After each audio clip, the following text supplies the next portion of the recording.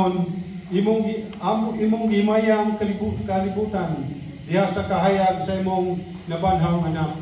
Ang among Ginoong Jesucristo pinagi kaniya, ipadala mo ang Espiritu Santo diha sa kalibutan aron masinati ang kainit sa imong buhay.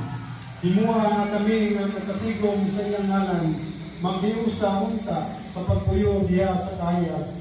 Ngayon sa iyang kamaturan, ang imong paigugma sa usag-usa magpadayon pagpalambo sa matagal.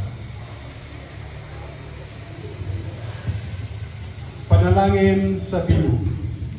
Mga igsoon, atong dawaton ang adlaw sa Ginoo sa tumang kalipay ug kalinaw.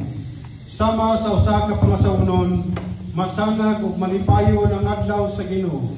Nagahatag kini og panalangin sa tumang kasing-kasing, paghunahuna sa mga kabalaka ug sa adlawng gibaton ni ang kalinaw sa Dios nung kahayag, magtugan kanato nga ang balaang Espiritu sa gugma nagpuyo sa atong mga panimalay.